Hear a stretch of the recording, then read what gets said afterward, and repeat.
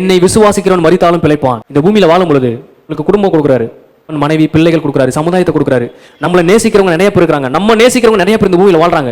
ஆனா சடிதியா ஏதோ சில பிரச்சனைனால, ஏதோ சில சரீரத்துல சில மாற்றத்தினால, பிசாசுடைய வல்லமையினால சில இறந்து போயிடுறாங்க.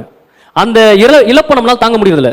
மறுபடியும் பார்ப்போமா, அவங்கள்ட்ட பேசுவோமா, மனசு விட்டு பேசுவோமா அப்படின்ற எண்ணெல்லாம் மனுஷனுக்கு இந்த பூமியிலேயே அவனை ஒரு பலவீன பாந்திரமா மாத்திடுது. வந்து போனவன் நினைச்சு இவன் எவ்வளவு பலவானா இருந்தாலும் அந்த நபர் பக்கத்துல இல்லாத நினைச்சு இவன் உலகமே அவனுக்கு ஒரு நரகமா மாறிடுது. பாருங்க, இந்த உயிர்த்தெழுதல் மூலமாக ஒரு செய்தியை சொல்ல விரும்புறாரு.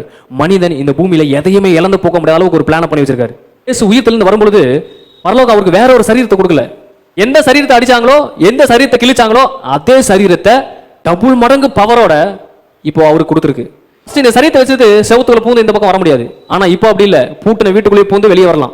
உள்ள சரீரமா மாற்றப்பட்டிருக்கு. உங்களுக்கு எனக்கு ஒரு நம்பிக்கை இருக்கு, என்ன, நான் செத்தாலும் இதே பாடி என் கூட வரும். அப்படி ஒரு சாயலை கொடுப்பாரு.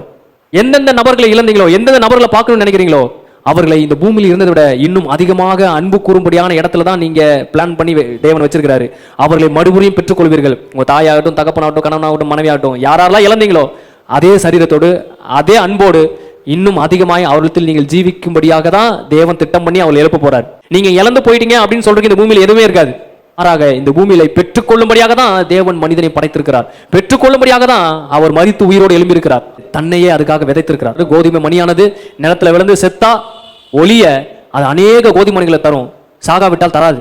கோதுமை மணியை நீங்க போட்டீங்கன்னா ஆப்பிள் வரும்னு நினைக்கிறீங்களா? வரும், கோதுமை தான் வரும். பூமியில என்ன சாயல தேவன் கொடுத்திருக்காரோ அதே சாயல்ல தான் நீங்க நித்தியமா இருக்க போறீங்க.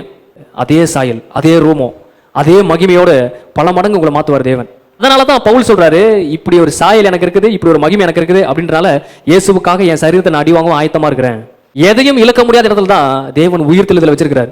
எதையும் இழந்து போக முடியாத சூழ்நிலையில் நான் இருக்கிறேன். நீங்க இழந்து போனோம் அப்படின்னா ஒண்ணே பாவம், பிசாசுடைய வல்லமை, மரணம், இதை தான் நீங்க இழக்க முடியுமே தவிர வேற எதுவுமே இழக்க முடியாது உங்களால.